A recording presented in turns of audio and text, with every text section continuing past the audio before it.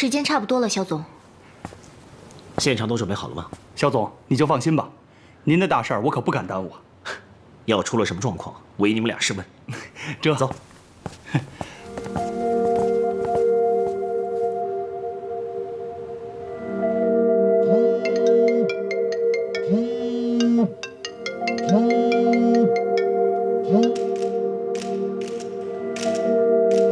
尊敬的各位领导、各位来宾、现场的媒体朋友们，大家上午好。这里是阳光百货高端购物中心落地启用典礼的现场。下面让我们以热烈的掌声，有请阳光集团执行总裁肖寒肖总为我们上台致辞。掌声有请。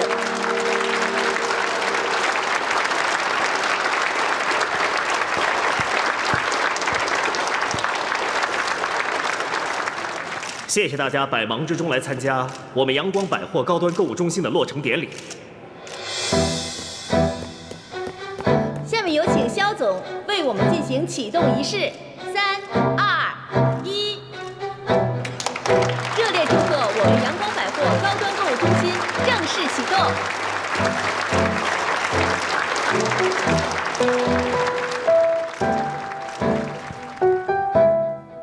这次新大楼的落成，也标志着我们阳光集团要迈上一个新的时期。在这个重要的时刻，我也希望能够跟大家分享另外一个重要的消息。我和繁星有约的女主播叶繁星小姐，肖总，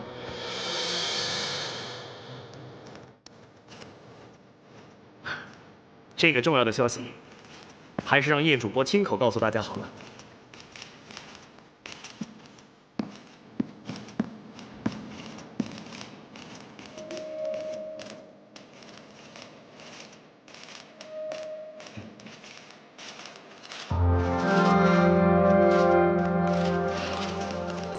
各位好，很感谢肖总把最后宣布喜讯的机会交给我。这个喜讯就是阳光集团和 Showtime 将联手打造一档新节目，希望各位可以关注。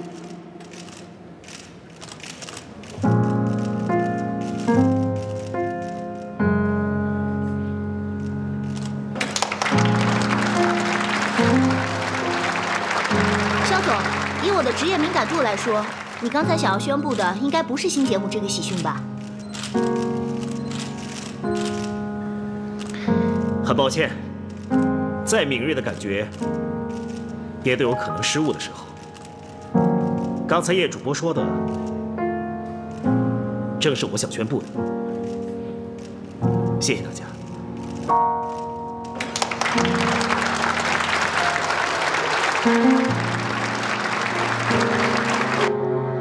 刚才，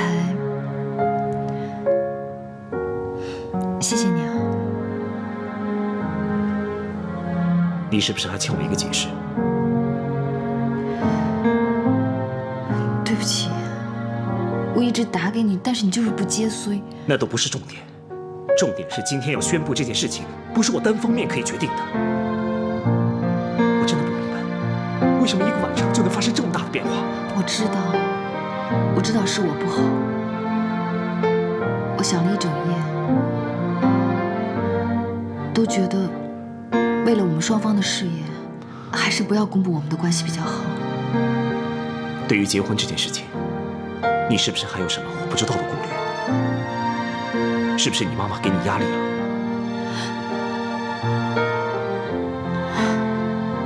不是，说了吗？是工作方面的原因。那我就真的不明白了，到底有什么是感情和工作没有办法解决的冲突呢？如果你真的觉得现在公布不是时候，我会尊重你的决定。今天就这样吧，我想静一静。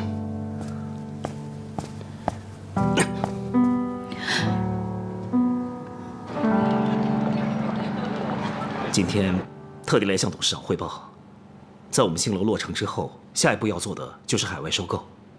目前我们已经看上了一家新西兰的乳业公司，如果能够顺利收购成功的话，不仅能够完善我们阳光集团的产业链，对我们将来上市也会有好处。这个想法很不错啊，小韩。这几年阳光集团的转型，多亏了你啊！其实前几天我也跟副夏聊过，他对阳光集团的转型很有兴趣，而且很有想法。只不过在现阶段，我会有一些顾虑。哎，你说，这次梁董对我们海外收购的计划一直投反对票，再加上之前林叔的事情闹得那么大，我担心现在不是副夏回来的最佳时机。我看他现在在叶繁星手底下做得也不错，人也变得踏实许多，不如让他在 Showtime 多待一段时间，好好锻炼锻炼。等我把阳光集团里面的事情都处理好了，再让他回来。小韩，就按照你的方案去执行。副夏我就交给你了，你多费心吧。这是我应该做的。接个电话。好。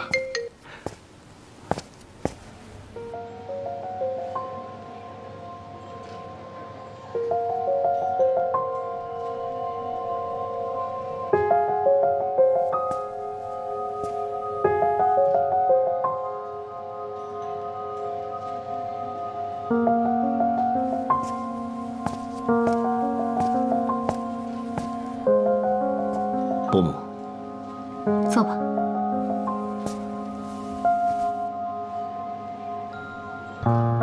今天你本来想公布的，是不是你跟繁星的婚期？是。那你知不知道，他为什么不让你公布？我想应该跟伯母您有关系。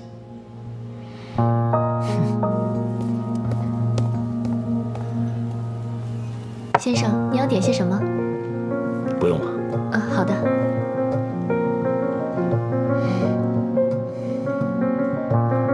我不否认，这件事情跟我有关。我今天约你来，就是想你了解一下，你准备要结婚的这个女人，到底是个什么样的人。萧寒，你知道繁星还有一个走失了的妹妹吗？叶繁星，她不是我的亲生女儿，她只是我的养女，你知道吗？不知道。有一个高人和我跟繁星说，他不可以在妹妹回来之前结婚，你又知道吗？我现在知道了。伯母，我跟繁星的婚事，跟她是不是有妹妹，她是不是养女，没有半点关系。她之前一直不告诉我，我相信一定有她的苦衷，我会选择理解她，而不是责怪她。至于您走失女儿这件事情，我表示非常遗憾。但是您不能把那个女儿的不幸捆绑到繁星的幸福上吧？所以我跟繁星会如期举行婚礼。不行，大师说过，如果你们在他妹妹回来之前结婚，就会对他妹妹不利。你们不可以现在结婚。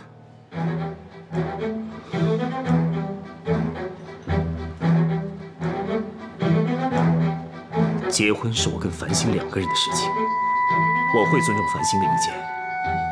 至于伯母您刚才所说的一切，我会假装没听见，一直到她愿意告诉我为止。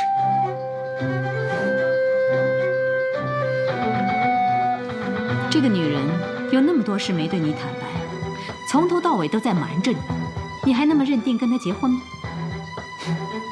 我会尊重她，她早晚有一天会告诉我一切。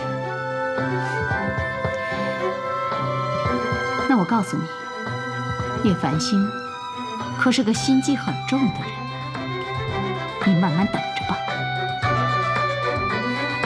失陪了，伯母。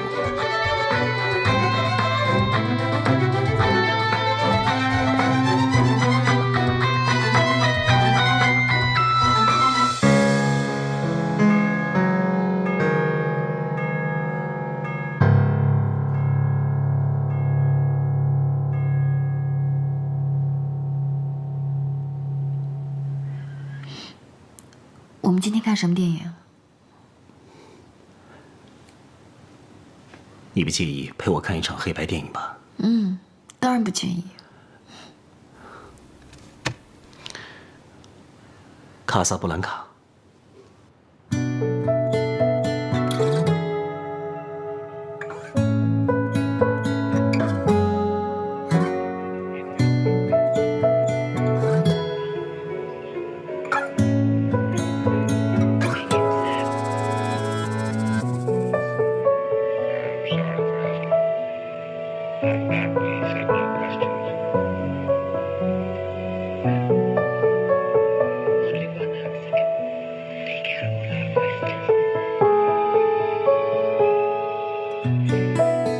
你说，如果 Lisa 当时就对 Rick 说出一切，Rick 会怎么做？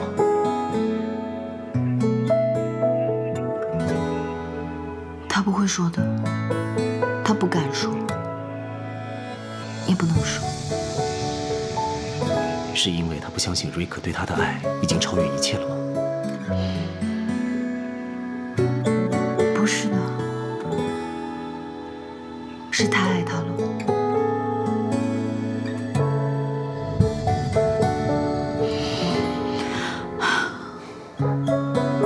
最近我们都挺累的，换个喜剧看好吧？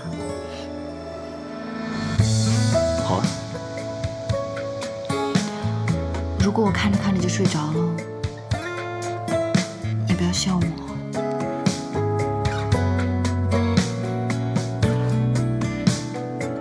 那我就陪你一起睡。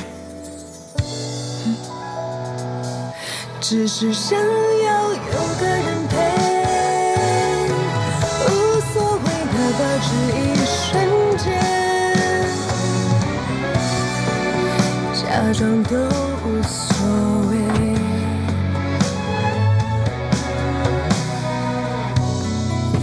什么都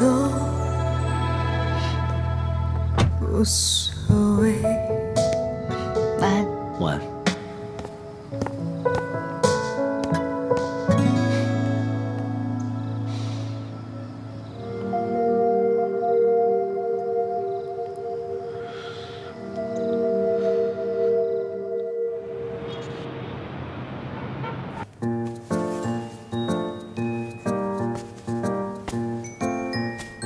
小金鱼，今天天气如何？大家好，我是叶繁星。从今天开始，我将为大家主持一档全新的音乐类节目，叫做《繁星旋律》。每天呢，都会陪大家度过1小时的音乐时光，希望这1个小时可以给你的一天带来更多的好心情。当然，你也可以跟我们互动留言、点播歌曲，也可以登录我们的《繁星旋律》，跟我们一起互动。今天的第1首歌曲来自于肖斯塔科维奇第4交响曲《悲剧时代》。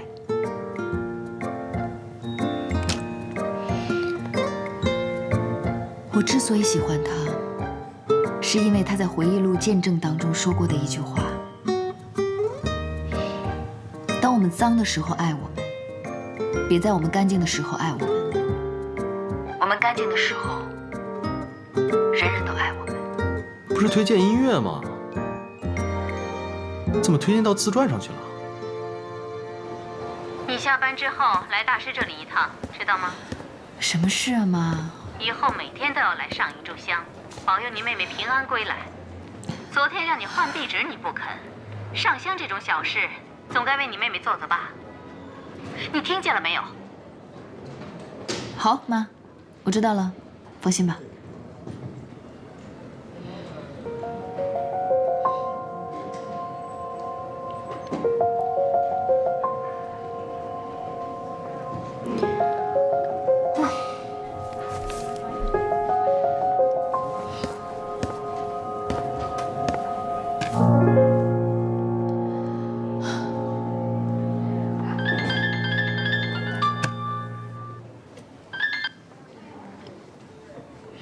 喂，什么事啊？什么？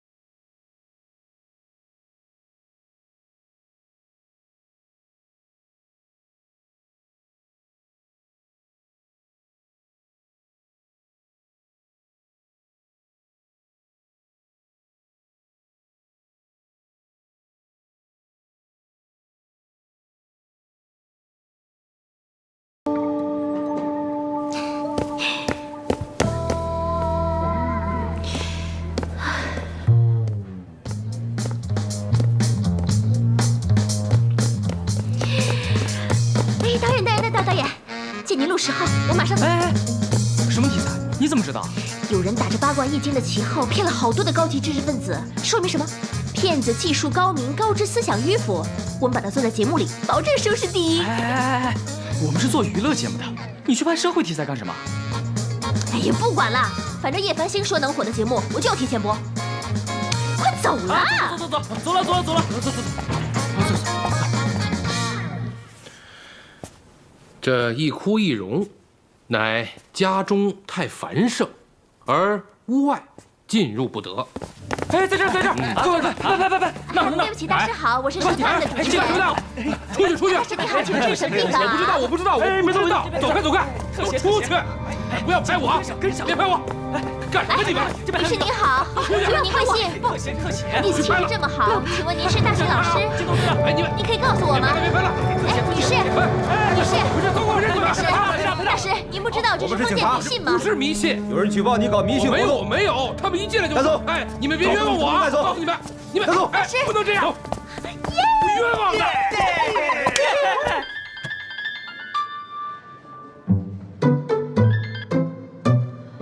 喂，妈。喂，哎，你在哪里啊？我在办公室呢，怎么了？你们单位是不是有个同事叫李宝英啊？对。他今天带了一帮人，跑大师那里说什么我们搞什么封建迷信活动，还把我拍进去了。不管怎么样，你快想办法，不能让他播出，尤其是不能见到我。哦，好的，妈，你放心吧，我一定去跟他说，你别着急啊。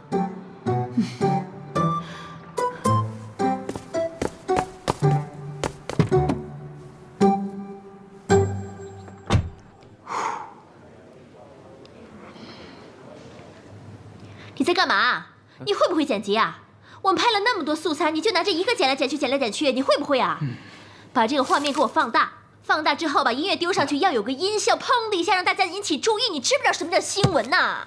要加声音、声像字、图标，你懂不懂啊？你到底会不会剪辑啊？你懂不懂什么叫剪辑啊？我请问你。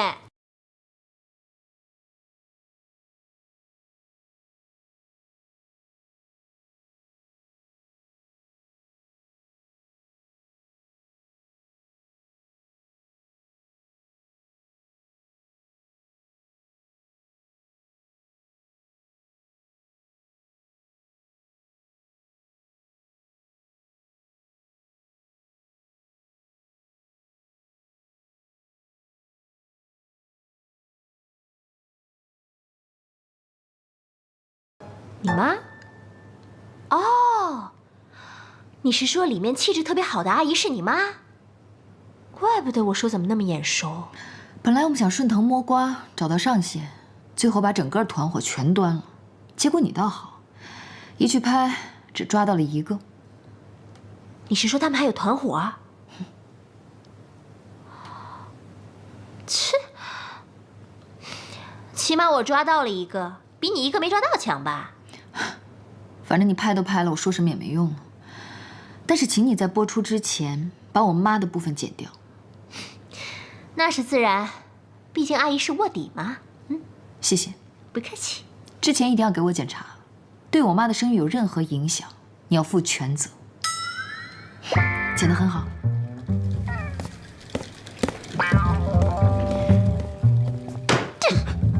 怎么办？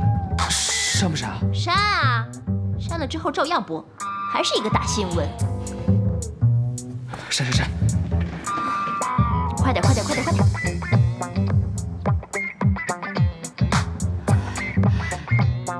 小韩哥，你在跑步啊？不行，太普通了。小韩哥，原来你最喜欢的是跑步啊？万一他最喜欢的不是跑步怎么办？哎呀，先追过去。哎，小韩哥，这么巧啊，在这里碰到你。是啊，挺巧的。哎，你刚才在那个石墩子后面嘀嘀咕咕说什么呢？对了，小韩哥，你好有毅力啊！我每天早上都能在这儿看到你跑步，佩服。是你有毅力吧？你每天都能看到我在这跑步，代表你每天都出来晨练喽？我不是那个意思啦。不过一个女孩子要是每天出来晨练，其实挺让人佩服的。哎，下次要是碰见的话，我们一起跑吧。哦，对了，小韩哥，我这周想回滨江小学看看，听说人要经常回到自己童年待过的地方，小时候的快乐跟活力就会像充电一样充到自己身体里面来的。怎么样，要不要一起去？周末吧，周末我陪你回学校逛逛。哎，对了，小韩哥，哎，那个你每天喝的咖啡有没有觉得不一样啊？不一样。你先回去看看，我先走了，拜拜。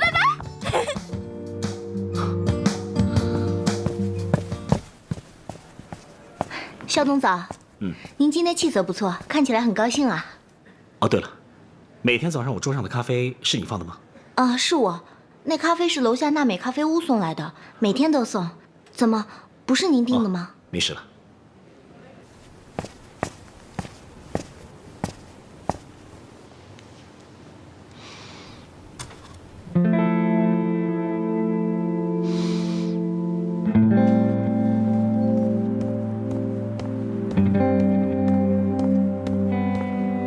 叶主播，钱一，你没下班啊？是龚总让我在这儿等您的。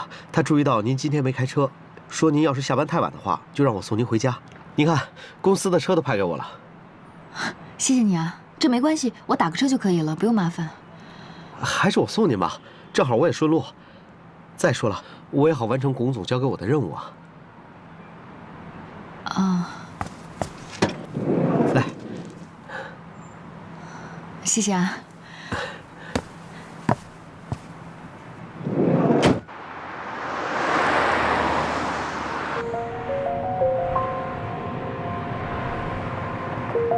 叶主播，我看您脸色好像不大好，要不我先送您去趟医院吧？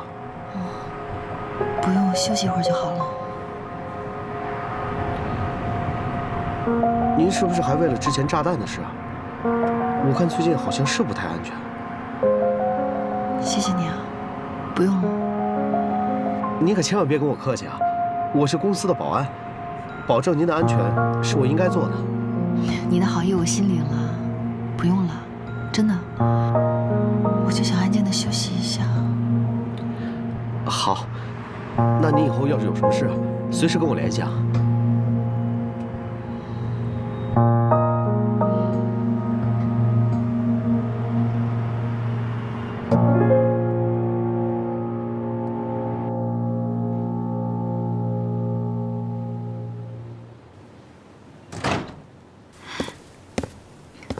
妈，这么晚了，你还没睡啊？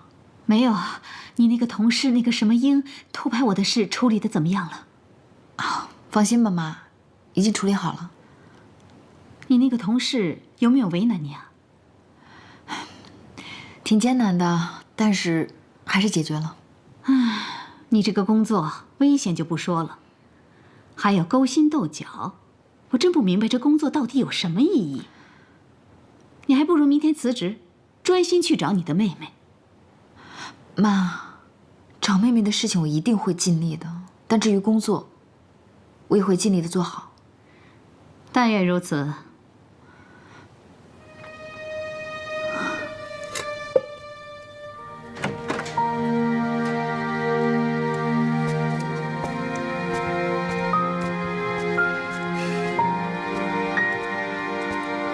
妈，你这么晚还在做蛋糕啊？前几天叶繁星录节目的时候，不是受伤了吗？也不知道这个孩子现在怎么样了。明天你把这个蛋糕给他送过去，告诉他要照顾好自己，保护好自己。哦，好，我知道了。妈，你也早点睡啊。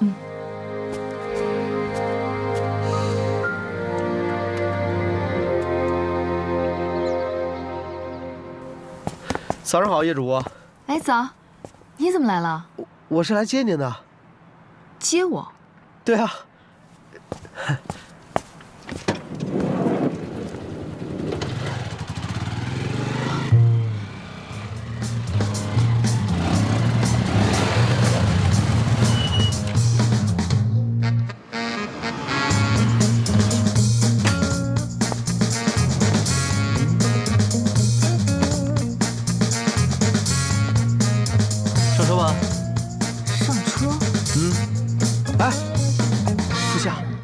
让叶主播坐摩托车太不合适了，还是我送您吧。我之所以骑车呢，是因为我不想开车；我不想开车呢，是因为我怕堵车。我敢打赌，我和叶繁星到公司的时候，你应该连这一半的路段都没出去吧？啊，放心，我是叶繁星的助理，送他不也是我的工作吗？上车吧。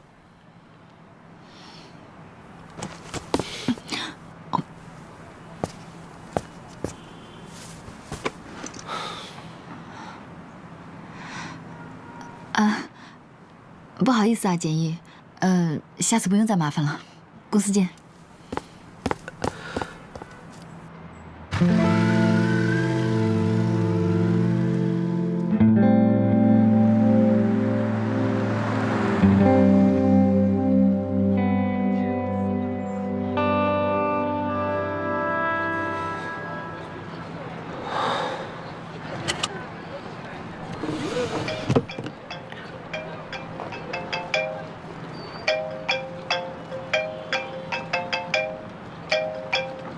喂，好久不见了，简易。听说你回来了。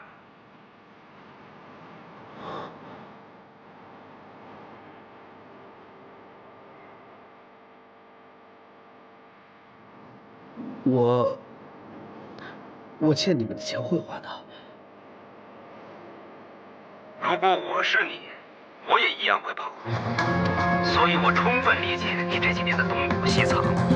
但是你放心，我们迟早会找到你的。不是，喂。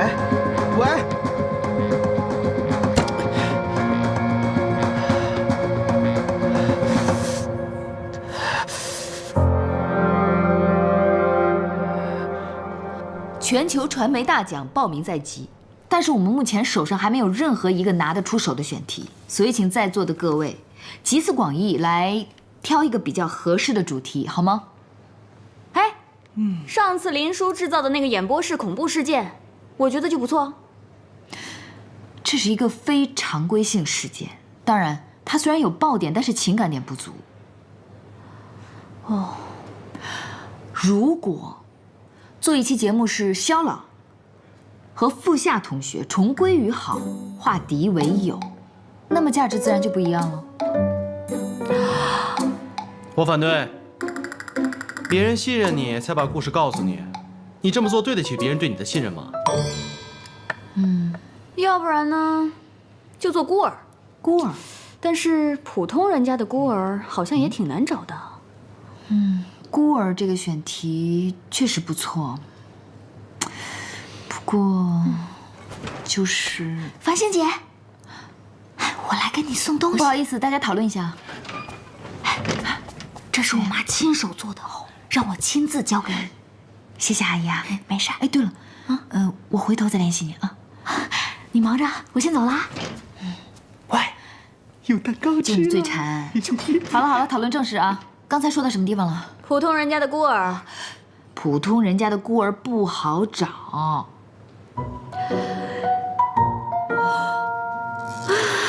4月，这不就找到了吗？就这么定了，散会。我先走了。蛋糕。凭什么这么定了？要不然嘞？对啊。繁星姐来啦，你不会真的要我上你的节目吧？你怎么知道的？刚刚傅夏打电话跟我说了，提醒我不要上这个节目。我想他一定又是做错了事情挨了骂，才故意偷偷跑来拆你的台的。所以嘛，不能听他的，听我的。好，坐。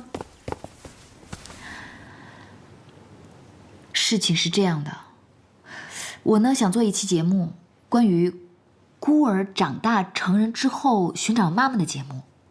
我想以你的故事为蓝本，邀请你和你妈妈做嘉宾，你觉得怎么样？以我的故事为蓝本，去找妈妈？哎呀，不是我不想帮你，主要是吧，我现在跟我妈生活的挺好的，而且小时候的事情，我好像都不怎么记得了。这些你不用担心的。邀请你来参加节目的这个想法，是我经过深思熟虑之后的决定，所以，对我们来说，应该是双赢的。双赢？我记得你曾经跟我说过，你特别想要见到你的亲生妈妈，至少知道她长什么样子吧？你想想看，如果现在我们做了这个节目，节目有机会在电视上播出，那你的亲生妈妈就有机会看到，你见她的几率就大了。可是，哎呀，万一我妈不同意该怎么办？还有啊，万一我亲生妈妈不想认我，那我该有多难过呀？那你想过没有，万一你的亲生妈妈是日思夜想盼着你回家呢？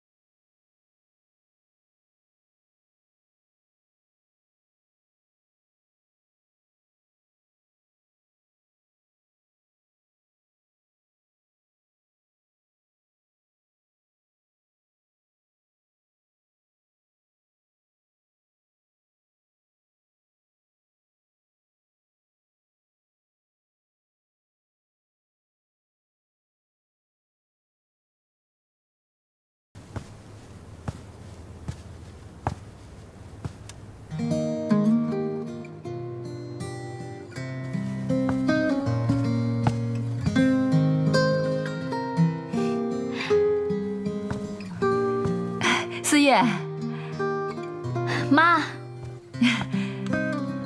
喏，巧克力蛋糕已经烤好了，要不要尝尝？妈，我想跟你商量件事儿。什么事儿？是这样的，繁星姐呢想做一期节目，节目内容是孤儿寻找亲生妈妈，她希望我们俩能去当她的嘉宾。什么？你答应她了？没有啊。但是我跟他说过我会考虑。妈，你说我们到底去不去啊？你这是要离开我吗？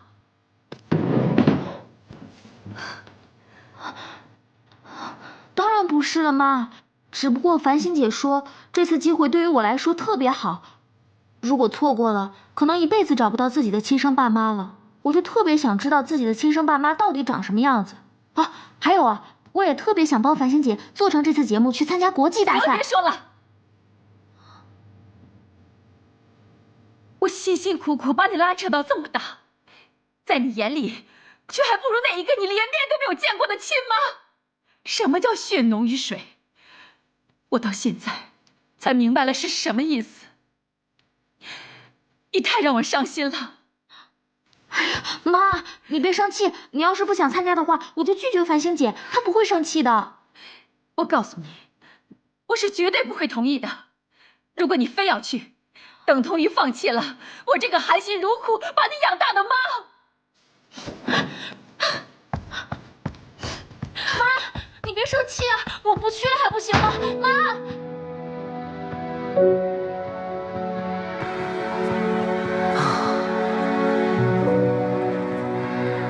好久没来过这里了，竟然一点都没变。一回到这里，身体就像充了电似的。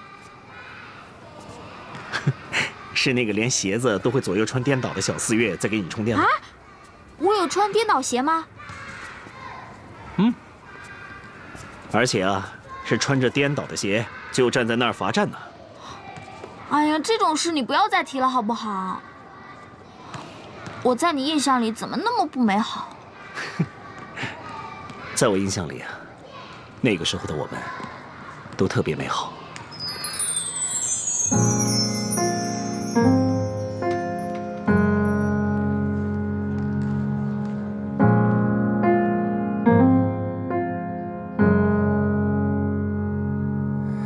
浮浮沉沉的思念，又到了你爱的季节，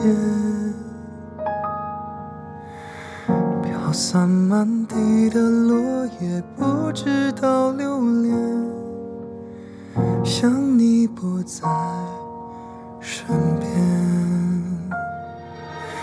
漫漫长长的时间，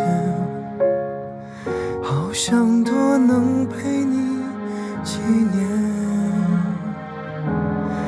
记得你跳起来跑在我的面前，那么简单和无邪。在我心中 You are so beautiful， 为什么选择在4月掉落？不忍心就这样看着你走，好多话还没说。在我心中 You are so beautiful， 是星河最亮的一刻。多希望自己能够说出口，我想你了。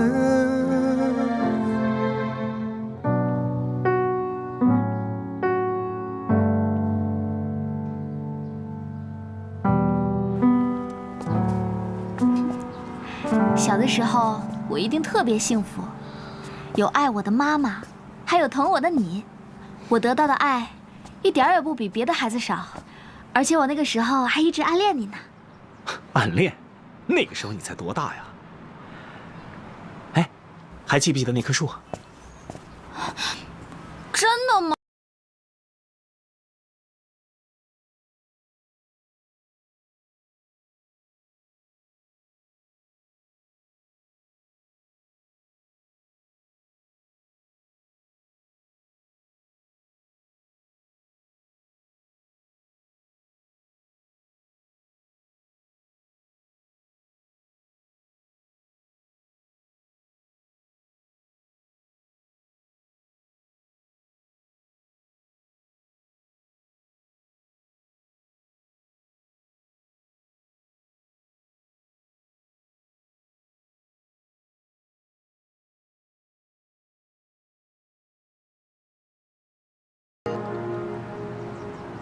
喂，啊，我现在还有点事，待会儿回去。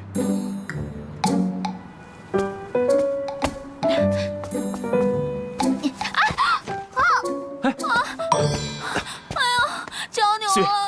你没事吧？哎，怎么老扭着脚啊？来，哦。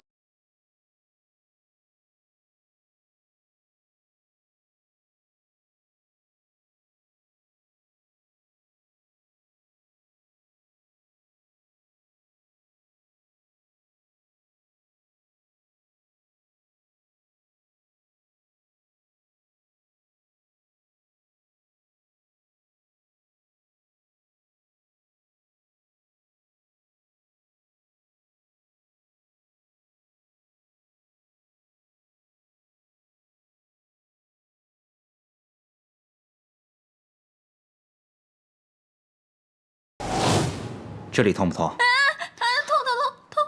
这里呢？痛！应该没什么大事，不过看你痛得这么厉害，我可以给你放血，免得肿起来啊。放血？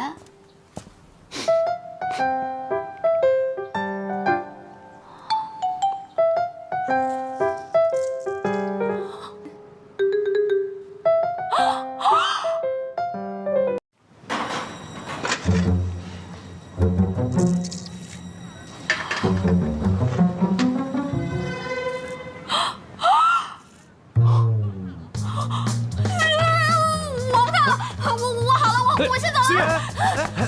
对不起啊，对不起。思雨，别跑了，思雨。别跑了！思月，思月，你别跑！我知道你崴脚是假的。为什么要假装崴脚啊？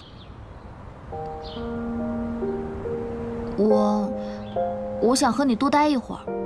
你知道，像我这样的孤儿，把能和在乎的人待在一起的每一分每一秒都看得特别重要，就怕一转眼人家就不见了。你怎么会是孤儿呢？你不是还有妈妈吗？我妈在我很小的时候就收养我了，收养我的时候是3岁，按理说3岁应该有记忆的呀。唉，可是我一点也想不起来，更想不起来我的亲生妈妈长什么样子。干嘛？你不会因为我是孤儿看不起我吧？恰恰相反，我会敬佩你的坦诚。这有什么好敬佩的？又不是我选择的。再说了，孤儿也没有什么好羞耻的呀。虽然现在我的亲生妈妈找不到，可是我现在的妈妈对我特别好，我得到的爱一点也不比别人少。但是什么？繁星姐说，现在有一个机会可以帮我找到我的亲生妈妈，而且成功几率非常高，机会也很难得。但是我回家把这件事情跟我现在的妈妈说，她很伤心，以为我要抛弃她。那你自己心里怎么想的？我还能怎么想啊？我当然听我妈的，不再考虑这件事情了。但是你的心里一直想着这个机会，对吧？你现在长大了，应该听从自己内心的决定，不要去做让自己后悔的选择，明白吗？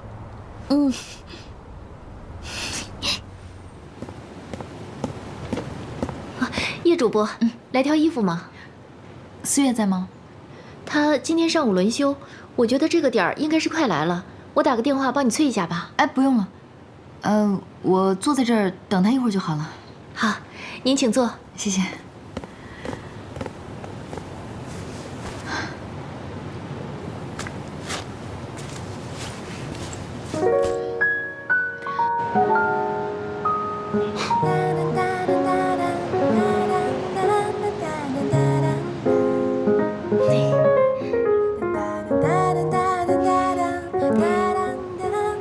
小汉哥，我能跟你拍个照片吗？拍照？好啊。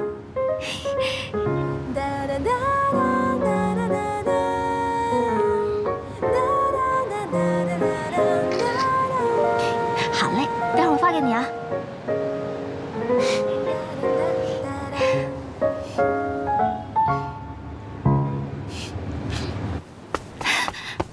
哎，思月，繁星姐回来了。叶主播，听说你今天轮休，就不让我给你打电话，等了好一会儿呢。啊，对不起啊，繁星姐。没事，好不容易休一次假，所以让你开开心心的把假度完，怎么忍心打扰你啊？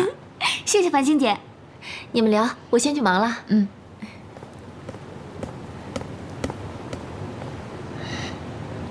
思月，上次我跟你提过的节目的事情，你考虑的怎么样了？那个呀，我能不能不去啊？我方便问一下原因吗？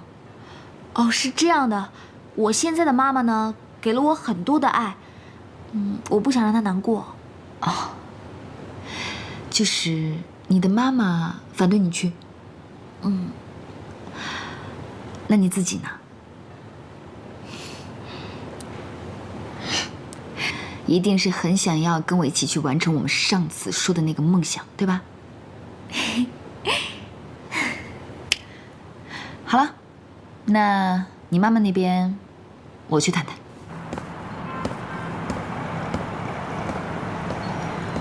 哎，阿姨您好，繁星，您在忙啊？你怎么来了？4月应该跟您说过节目的事情吧？啊，我不能让她去。4月就是我的女儿，是我把她带大的，我就是她的亲生妈妈。她不用什么天涯海角的去找妈妈。阿姨，您当然是4月的妈妈。关于这个事情，我跟4月聊过，她告诉我，她现在只想见见她的亲生妈妈，哪怕是看看她长什么样子也好。毕竟身上流淌着她的血，血脉亲情这种东西是割舍不掉的。重点是，她想要知道这些年都发生了什么，妈妈当初为什么不要她，还有亲爸亲妈现在过得怎么样，是不是一切都好，仅此而已。我还是不能让他去。阿姨，我知道您担心的是什么，但是您想一想看，4月是您从小带到大的，她是什么样的孩子，您是最清楚的。她绝对不会辜负您的养育之恩，甚至会加倍偿还的。我担心的不是这个。那您担心的是什么？反正我就是不能让他去。阿姨，阿姨，我回来了。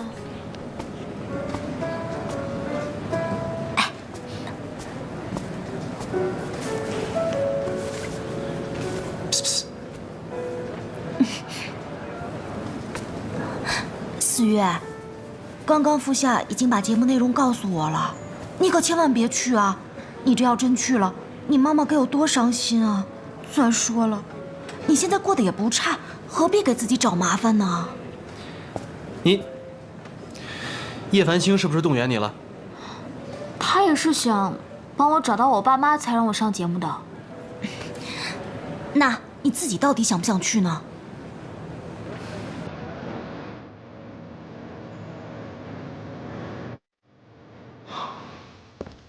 阿姨，阿姨，阿姨，您听我说。其实就算是4月找到自己的亲生妈妈，您在她心目当中的地位也是不可取代的。我不知道您在犹豫什么。您如果站在女儿的立场上去帮她想，是不是找到亲生妈妈对她来说也是一种好事呢？那你有没有站在那个母亲的立场上想一想，她有多么不希望看到女儿能够找到她？为什么呢？可能因为他很丑，很穷，就连远远的看着他，偷偷爱着他的资格都没有。如果不是迫不得已，谁又希望自己的女儿流落在外呢？阿姨，所以我们才要见面啊，这样才能知道真相，打开心结啊。如果真相很残酷，为什么非要去知道呢？阿姨，我不这么想。如果我是4月的话，我会希望能见到我的亲生妈妈。不管她是美，是丑，是富，还是穷，是恨我还是爱我，这都不会影响我爱她。因为她给了我生命，而且我相信，我的妈妈一定在世界上某一个角落，正在想着我，爱着我，在保护着我。繁星，你真的是这么想的吗？当然了，阿姨，真相的确有好有坏，但是我们不能因为不知道，所以就不去面对它。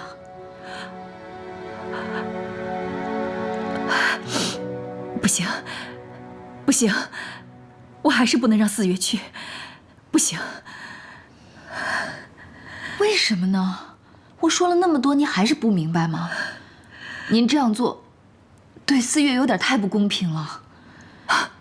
不公平？那这样做对我就公平吗？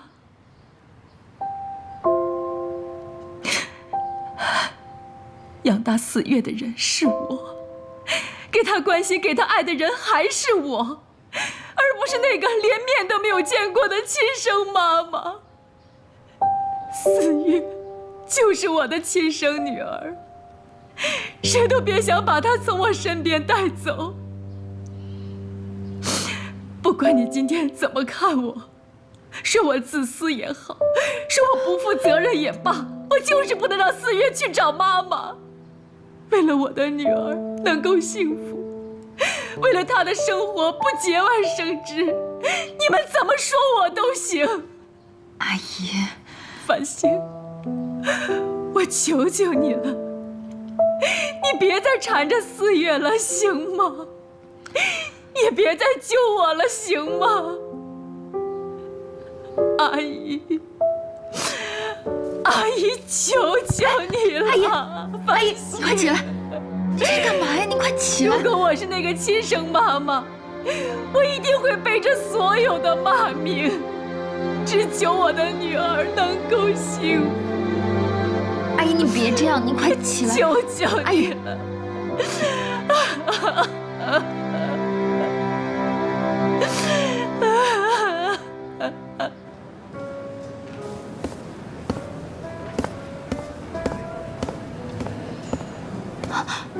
繁星姐，我已经想好了，我要上你的节目。如果我妈不肯配合我，那我就自己上。我要珍惜这个机会，找到我的亲生妈妈。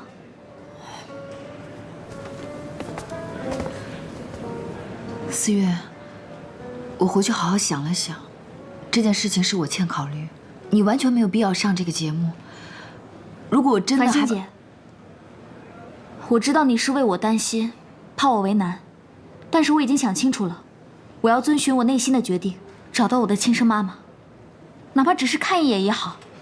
我要让我的生命完整起来，不能让自己留下遗憾。走，我们现在去把这个决定告诉我妈妈。现在，走。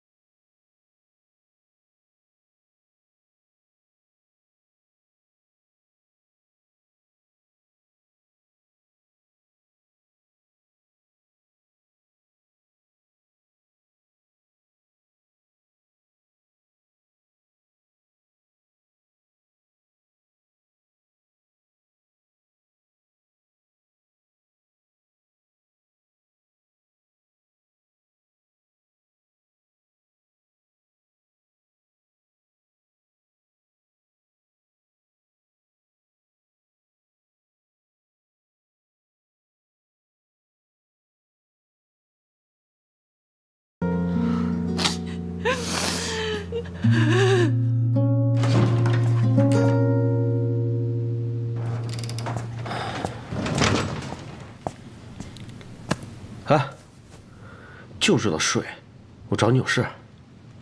我昨天找了一夜资料，现在打拳还是打电动，我都没有心情。你回去吧。我是来找你借钱的。啊？多少啊？10万。哎呀，啊，我忘了，因为我不会集团，所以韩哥把我的卡都给停了。不是，那肖寒他想干什么呀？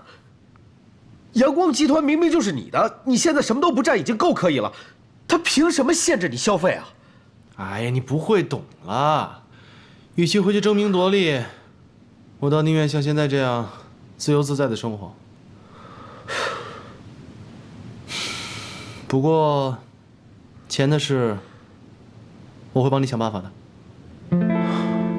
那好，谢了啊。我走了。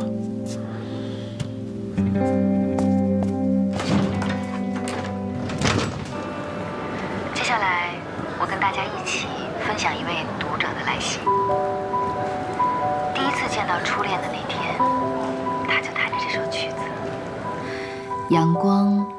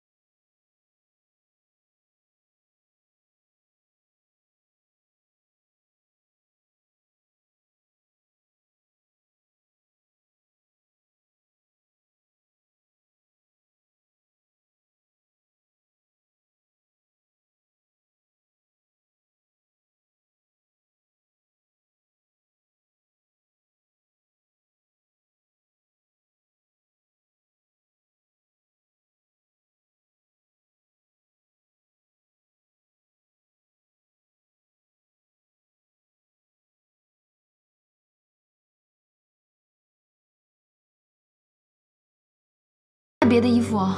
穿我的吧。对不起，浪费一杯红酒，等我一下。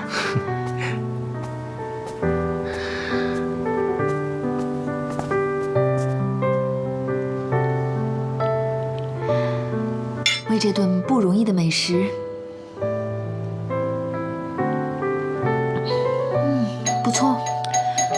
开门，韩哥，是我。副夏。副夏。那我躲一下。不用了。 自己人就不用躲了，还是不太好吧？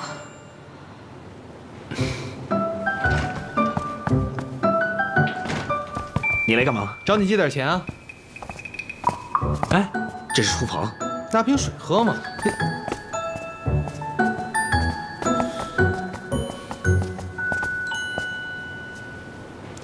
哇！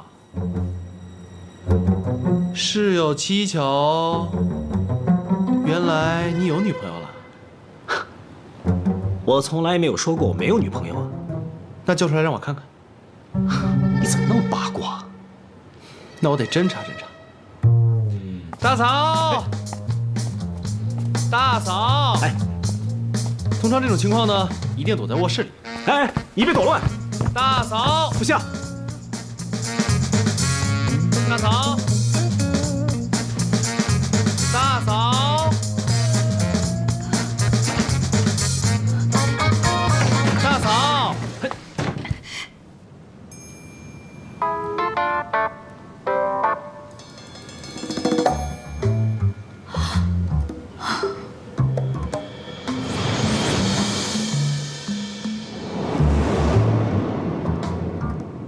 嗨，你怎么在这儿啊？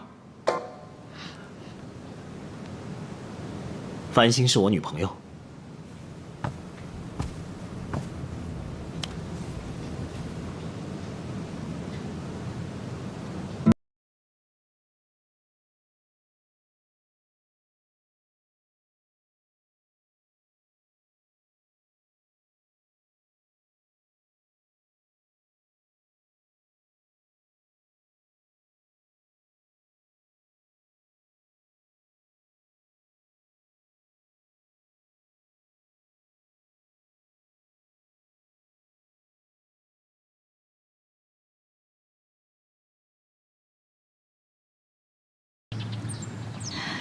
要是还不走，就迟到了。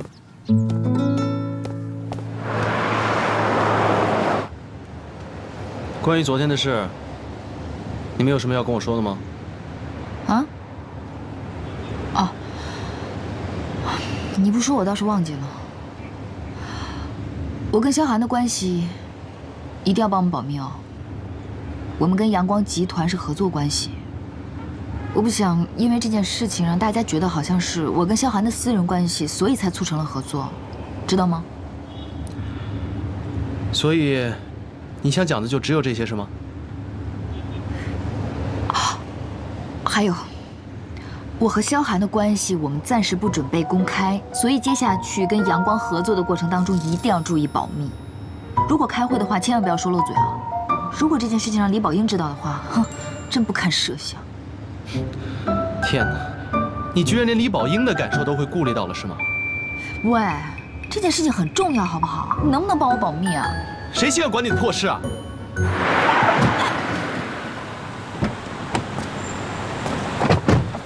你千万别跟过来！喂，你也太不负责任了吧你！喂！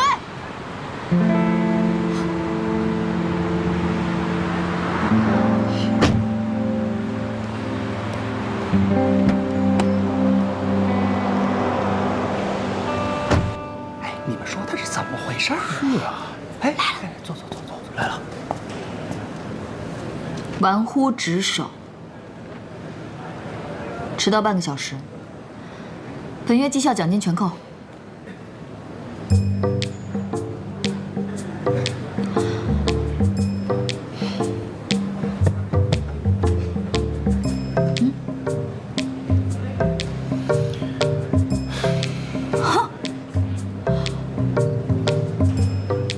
你还走高冷路线了是吧？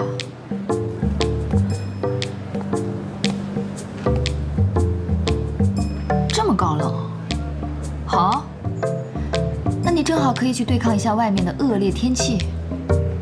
去外拍如何？好啊。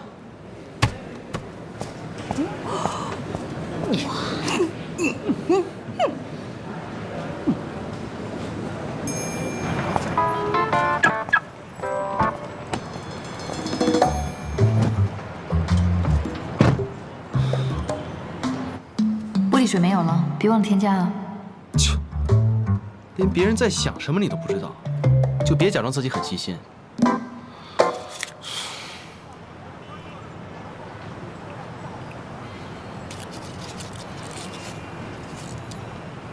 算了，懒得跟你计较。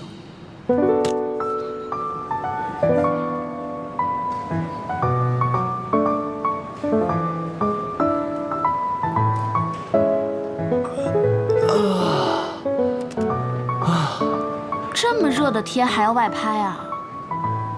工厂里的机器会因为温度过高而停机，可是夜机器永远不会。所以他才是人人仰慕的叶繁星啊！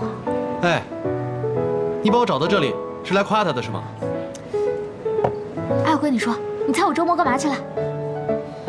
我跟肖寒哥出去玩了。你跟他？哦，他挺有一手的嘛。我跟他去了原来的学校，就是我们第一次认识的地方。想起来好多那个时候的回忆。他还像当年一样，弹了首曲子给我听，还像当年一样给我拍了许多照片。哇，你说这是不是命中注定啊？哎，你该不会认为你跟他有可能吧？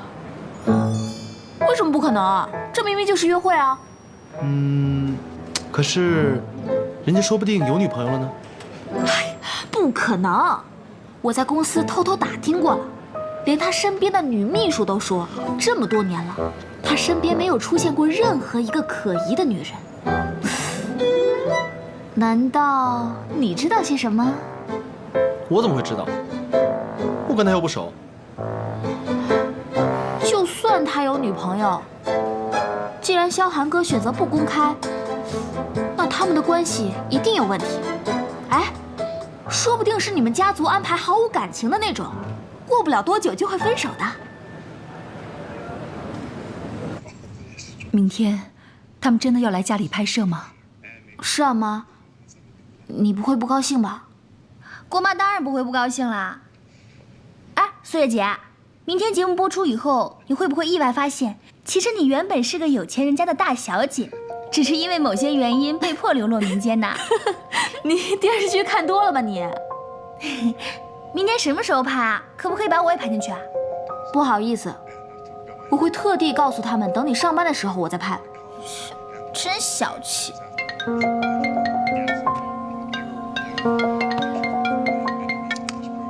喂。哦，好，我等一下去取款。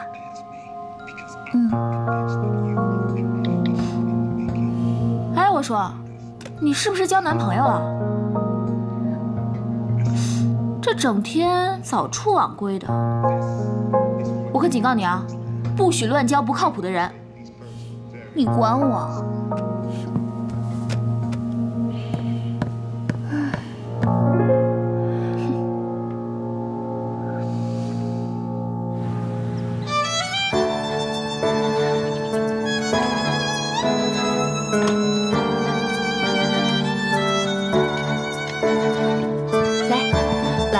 大家喝点水。谢谢阿姨。谢谢阿姨。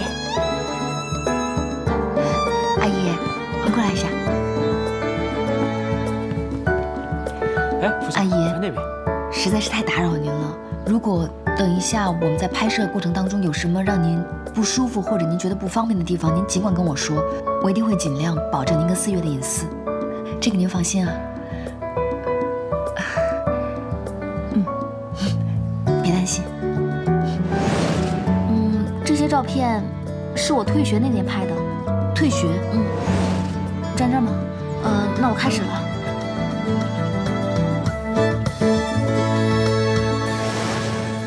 果他们没有钱，很穷，那我就挣钱养他们。如果他们很有钱，有别的孩子，那我也不会争什么。反正我的心愿很简单了，就是想看看给我生命的人到底长什么样子。哎呀，好累啊，繁星姐！原来当演员这么辛苦啊！你繁星姐干的可不是演员，是主持人。听说演员比主持人辛苦多了。是吗？哎，对了，你等会儿换件衣服吧。啊？还要换衣服啊？你想想看啊，人也不能365天都不换衣服吧？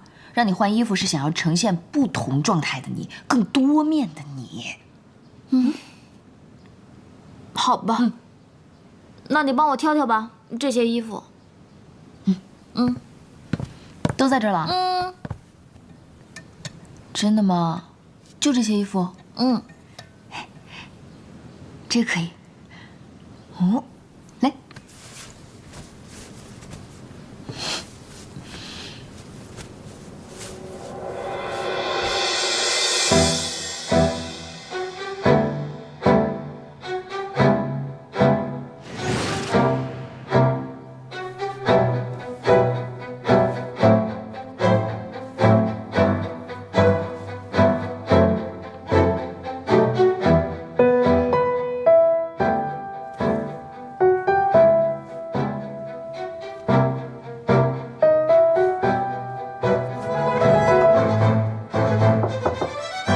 思月，好了吗？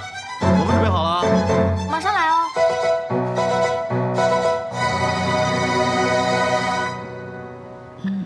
思月，我刚才看你在房间换衣服的时候，腰上怎么会有一道伤疤呢？喂，不要拍。为什么？女孩子伤疤。哦。你说那个伤疤啊，是我小时候烫伤的。小时候？那你记得是怎么烫伤的吗？听我妈说，好像是她烧饭的时候，我偏要在她边上跑来跑去，然后把锅打翻了，就成这样了。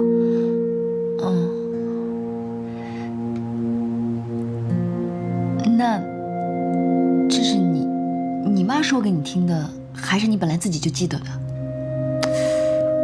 我是不记得了，但这是我妈说的，那肯定没错啊。哦，我记得这个伤疤，你因为那个伤疤被我们笑了一整个学期，对吧？没错，就你们最坏了，有什么好笑的？嘿，一个伤疤有什么的？真是搞不懂你。你先休息一下。繁星姐，什么情况？你又惹他了？谁知道？我们不知道的事情可多了。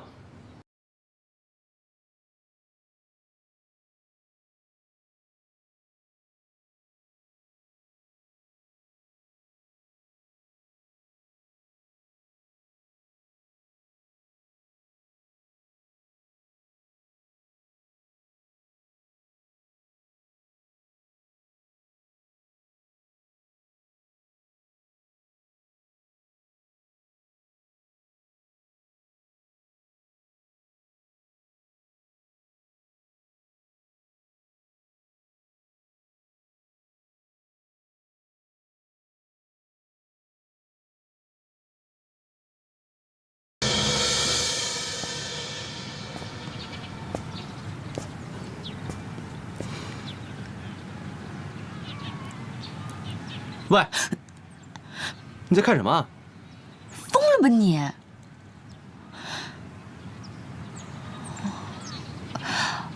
我刚才是有点低血糖，自己出来透透气。又不舒服啊？啊？没有啊。哎呀，好了，节目还没录完呢，赶紧回去。